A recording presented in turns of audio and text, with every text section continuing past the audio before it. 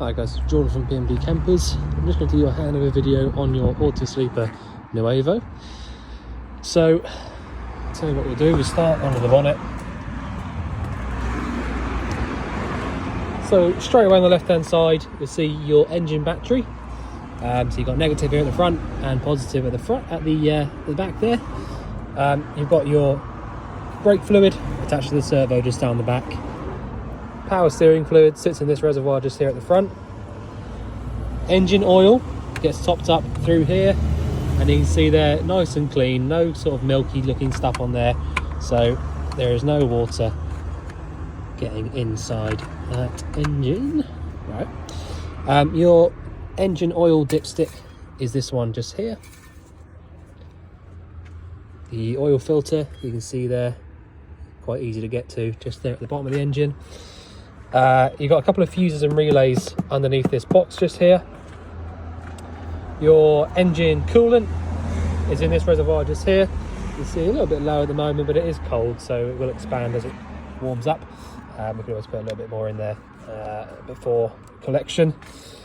The air filter sits inside here, and your washer fluid is in this cap just down here. The two chassis plates that you've got here, so this one here is your original Peugeot Boxer one, so that's before it was converted to a motorhome, and this one here, which has Autosleeper on it, this is the one that you need to go off because it has actually been uprated 300 kilos, so you get a little bit more towing capacity, I believe. So that's what that's all there for. This is when you go off. On the near side, we've got your fuel filler cap. And on the inside, on the near side, not too much to show you. You've got the original owner's handbook and some paperwork up there. The vehicle hasn't been cleaned just yet, just so that you know. When we get on the inside, it is still a little bit messy. So, loads of storage in this locker just here, and these two pipes here are just basically for the freshwater inlet points. You've got an external aerial socket just here, which is what that's for. And your actual freshwater inlet is that one, and I'll just show you how that works. So instead of being one that you actually twist off, you just put this key in, turn it, and it will just come out.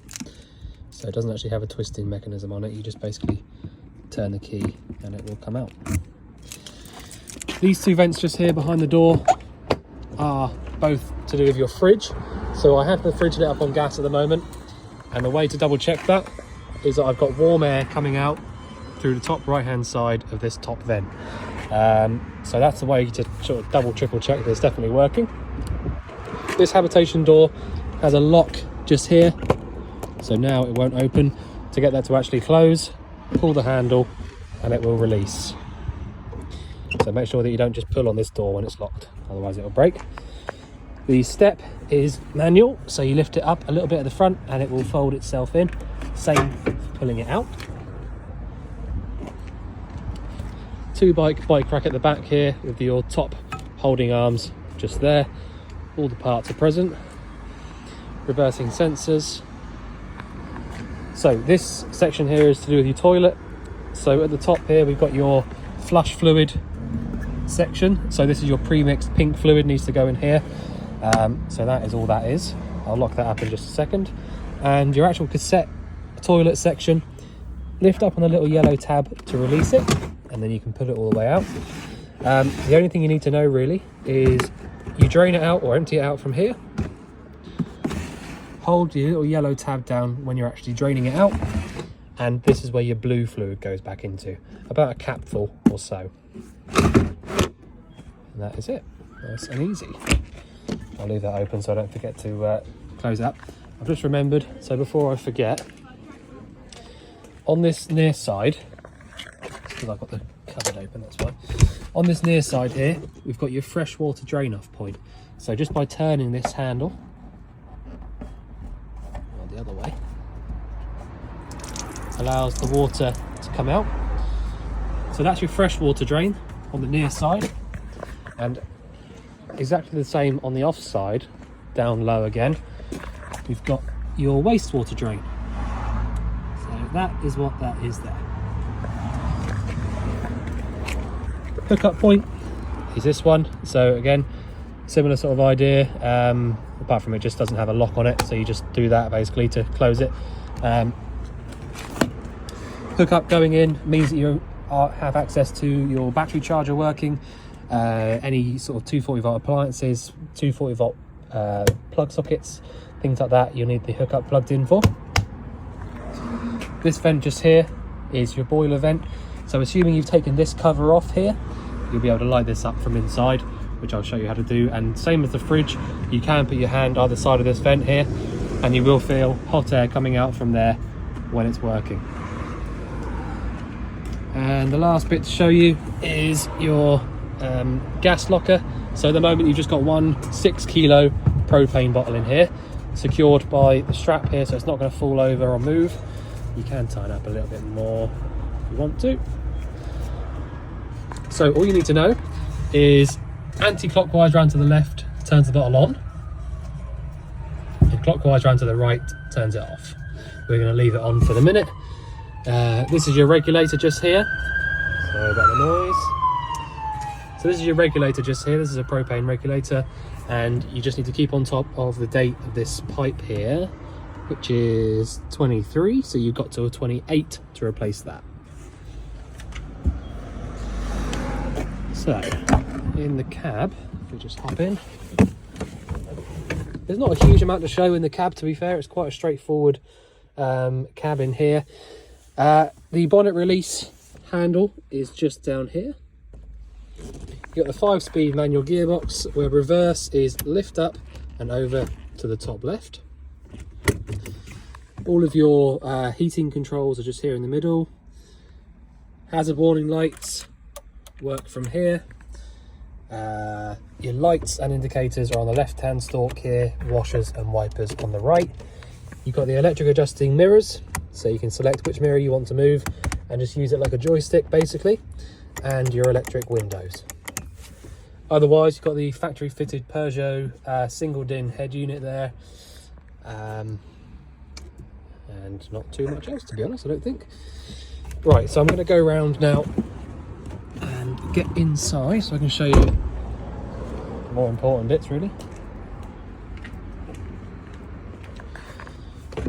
So again, please just bear in mind we haven't actually cleaned the inside of it at all yet. So okay, so as soon as you walk in, the main things you need to know, to be completely honest, are all over here. You don't need to do anything in, around this section when you first get in. So your actual control panel is this black little unit just here. These are typical for Autosleepers. They've been using these for a long time. Really reliable. We don't tend to get any issues with these at all. Okay, so at the moment where I've got these three up here means that basically everything's on and working. The left hand side here, you've got HAB and vehicle. That's basically just asking the vehicle which battery you want it to use. So at the moment we want the habitation battery to be working, because if I turn these lights on or fan or anything at all, now that these lights are on and I've chosen HAB, it's all being drawn from the leisure battery down here. If I switch it over to vehicle, it then starts drawing all of this power from your vehicle battery, which obviously after not too long is going to end up draining it out and you won't be able to start it up. So really important, if you are going to use things in the back end here like the lights and the fan and whatever else, make sure it's up on HAB. The next one over, master, that's just your main on and off switch, so just turn that on. You've then got a little rocker switch up here which tests your battery voltage and your fresh water level. So if I press and hold on the left hand side, watch the top scale where it says battery, just into the yellow there.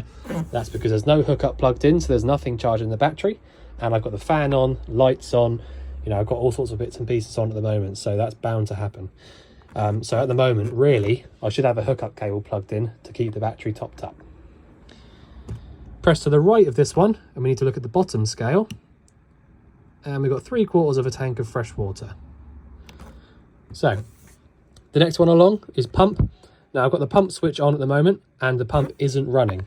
The pump's right there, and so if this was switched on and the pump was running and it wouldn't stop, it either means you've not got enough water in the boiler, you've got a water leak or there's not enough water in the tank. All right, so because that pump is switched on at the moment and it's not running, it means we're up to pressure and there's no leaks anywhere. The next one, lights. So if I turn the switch off, all of the lights will turn off. So it's just a main light isolator.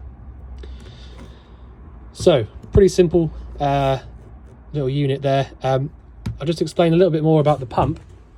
So because it's an inline pump, how it works is essentially you've got the freshwater tank over here, and any cold water pipe in the vehicle, so any cold side of any tap, gets drawn straight from the tank through the pump and straight to the tap. All right, so that's easy peasy. So as soon as you turn your pump on, we come over to the tap and we can pull the cold water through straight away without any issues. All right, if the only difference is really with the hot side of it is you go tank through the pump, then through the boiler, and then to the tap.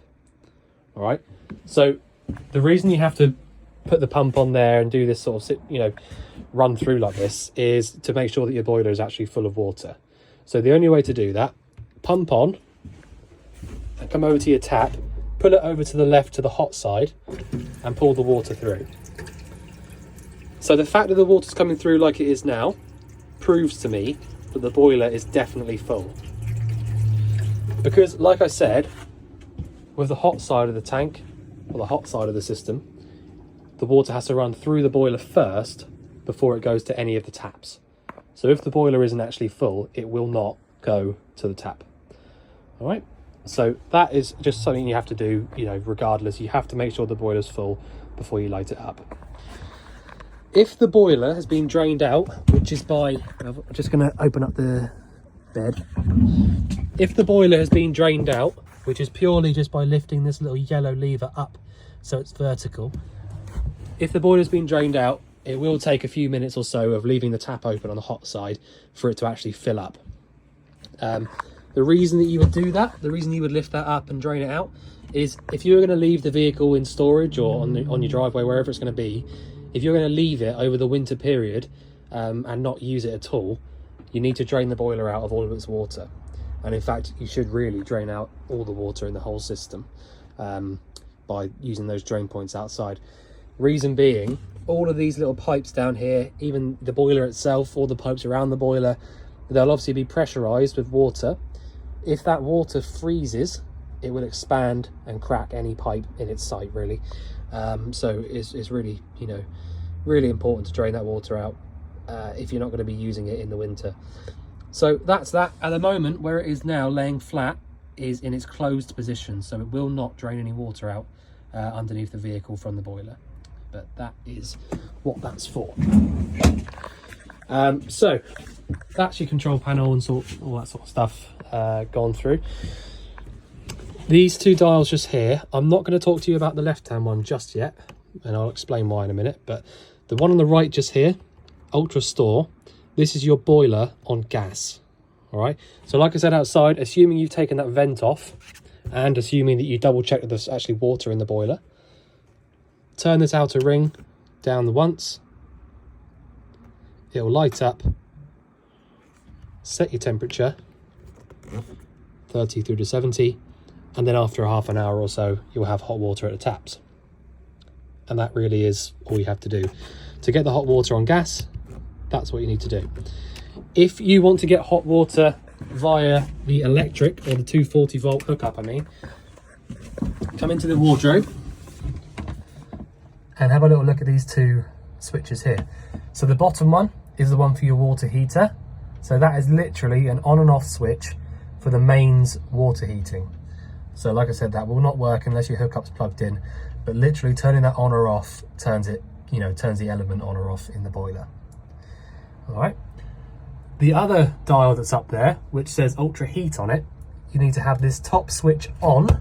So in order for it to work with the hookup plugged in, like I said, turn that switch on there, on that says heater, and then you'll be able to come over here and use this dial.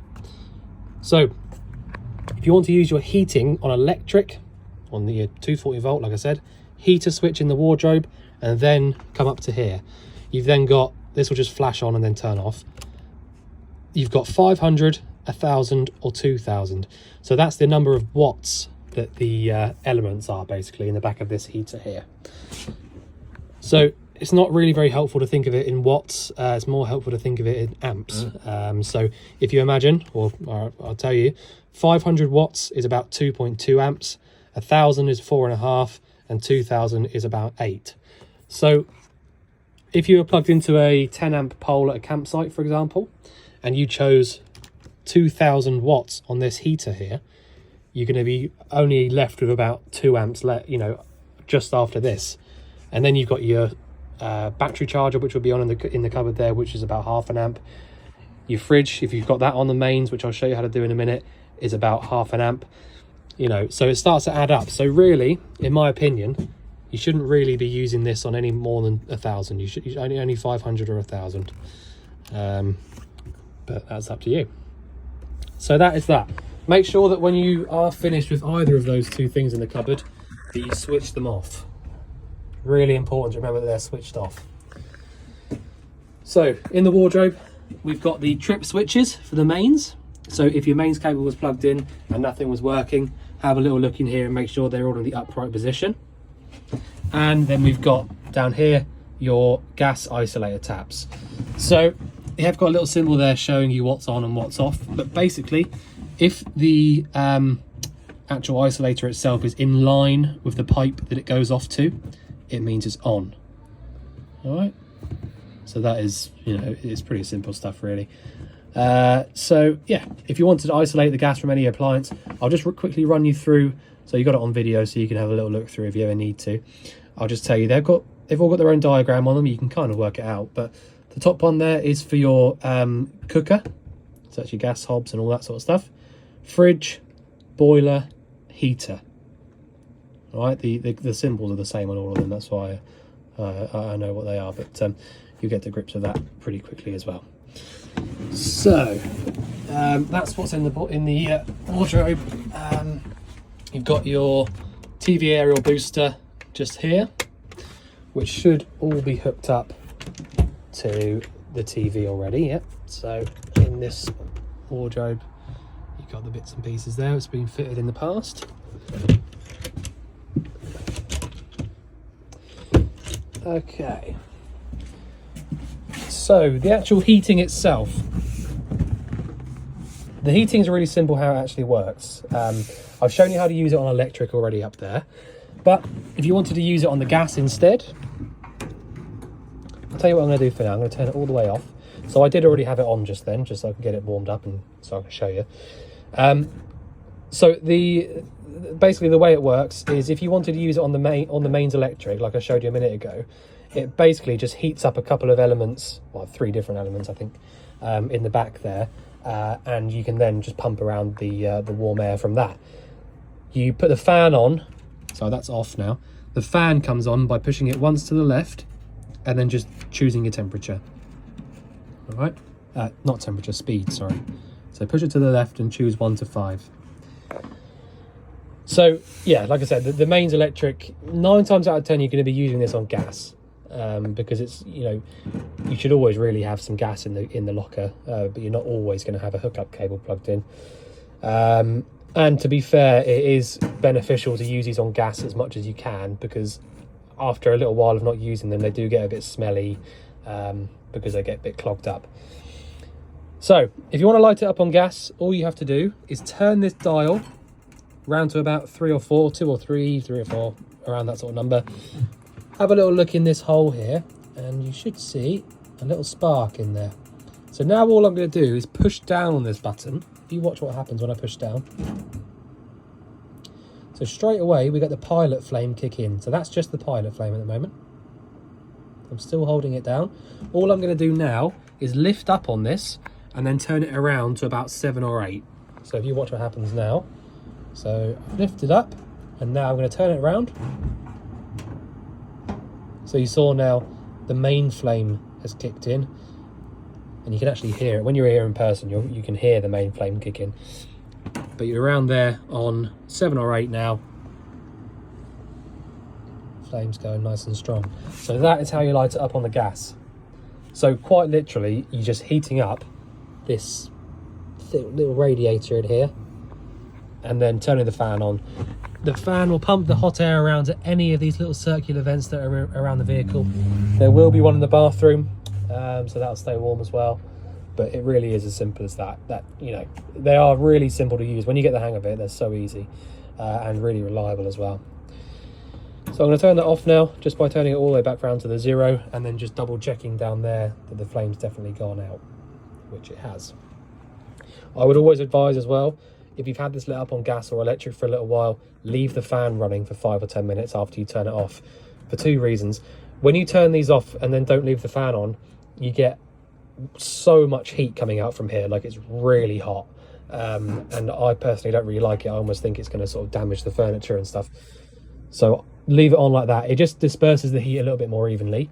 And also you may as well leave it on anyway, because it's going to stay hot for 10-15 minutes anyway, you know. So you might as well, you know, you're just going to be wasting heat basically if you don't leave it on for a little while. So that is that. So I'm going to turn that off now because I don't need it on. Right, so the fridge is the next bit to show you. So this is a 3-way fridge, which means it works on gas, 240 volt and 12 volt. So that is a lot more simple than it sounds as well, by the way, if you haven't used one of these before. So just turn the gas off for a minute so I can show you it working from scratch. So the 2 ways to get the fridge cold by itself, either gas over here or the green switch, which is your 240 volt electric. So because at the moment I haven't got a hookup plugged into the vehicle, but I do have gas in the tank and the gas is switched on, the only way for me to use it is the gas. So I've got to come over to this side, turn this ignition switch on, and you'll see and hear that it starts clicking and flashing. All the time that it's clicking and flashing, that flame is not lit. All right. As soon as I press this button in and turn it around to the left, this should stop, and it means that the flame is lit. So if we do that, there you go, lit straight away because I've only just turned it off. If you haven't had this on for a couple of days or something, it will take a little bit longer to light up than it did just there. That's only because I've literally just switched it off in front of you 2 minutes ago. So when you try that for the first time, it will take, you know, a couple of goes to actually light up and stay on. But that's it. As soon as this is on this little gas symbol here and this is not flashing, it's lit. You can double check that by having a little look in the little peephole down the back there. I don't know if you can see it or not. There you go, you can just about see the flame. And also by checking on the outside on that vent that I showed you. So lots of ways to double check that it's definitely working. But that is how you light it up on gas. Really, really simple. And to turn it off, I always like to just turn it off here and then just prove that you've definitely turned it off by that light coming back on. Make sure that you turn that off, the ignition, because it will drain your battery out if you don't, and obviously keep on making that annoying noise. So that's how you use it on the gas. If you have an electric hookup plugged in, you can turn the green switch on and quite literally just leave it and it will get cold. It will take a couple of hours or so to get cold, either on the mains or the gas, but that's just normal. And the last way to use it is the red button there, which is your 12 volt. So the 12 volt is a little bit different in the fact that it won't get the fridge cold by itself, but also the only way to use it when you're driving. So you need to pre-cool the fridge either via the gas or the 240 volt electric, and then switch over to 12 volt for when you're driving.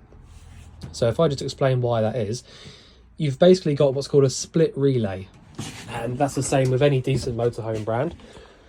The split relay, what it does is it takes power from the alternator that charges the engine battery, splits it off to the leisure battery and to the fridge. So that all the time that you're driving, the alternator is essentially sending power to this fridge, allowing you to press the red button there and keep the fridge cold when you're driving.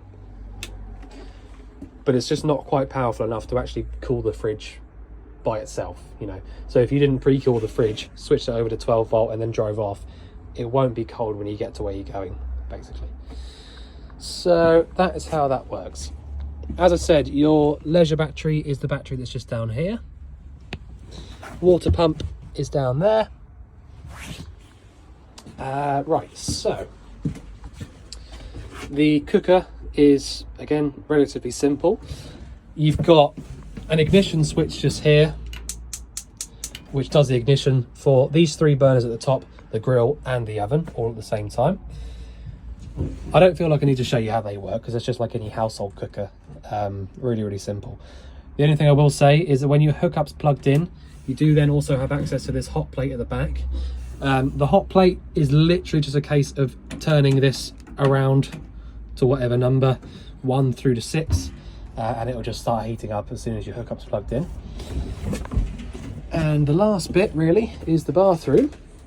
So the bathroom, the shower and the tap are literally just mixer taps where you just pull it up and left or right, basically, for hot or cold. The toilet is the only bit I really need to show you, to be fair. You can tidy that up a little bit there. So the flush fluid just gets pumped around by pushing this button here. And you drain it out into the cassette by opening the flap. That then drains away any fluid from there and then closing it back over. And that is all we have to do. Really, really simple. So I'm pretty sure I have covered all the appliances. Oh, there's a in the back of these Autosleepers, typical Autosleeper thing to do, you've got a radio isolator switch. So if I turn that on now, you'll notice that the radio should now have power in the front, which it does, because the little lights come up on it. I can now turn that on, and that basically turns the radio on. So what that does is it takes power from the leisure battery and powers the radio that way, so that you can actually have the radio playing whilst you're in the vehicle without it draining out your engine battery. So it's just a nice little Autosleeper thing to have. So if I turn that off, radio's turned off.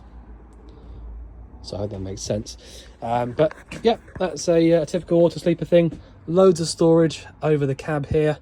The locker just holds itself open with these nice heavy duty hinges.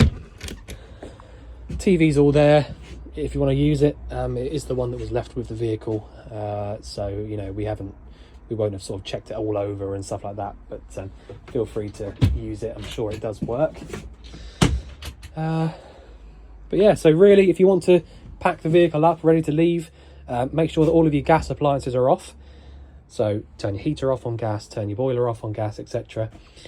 If you want to use the fridge and you've already pre-cooled it, make sure that you turn the 12-volt switch on, ready to drive off. A little tip, if you want to, you don't have to do this if you want to sort of keep to the good practice and not do these sort of like little bits and pieces that I'll say, but it's up to you. You can, if you want to, just literally leave that red switch on, because it doesn't do anything at all until you actually physically start the engine up. There's absolutely no harm in leaving that button on. If you know that you want this to be on all the time when you're driving, you might as well just leave the switch on so you don't forget. But you know, vice versa, it's up to you. If you're not going to be using the fridge and you don't really want it on when you're driving, just leave the switch off. And that's that. So I hope that makes sense, all of that. If there's anything you think I've missed out or anything you'd like going over again, just let us know. But otherwise, we look forward to seeing you soon to collect your van. Thanks very much.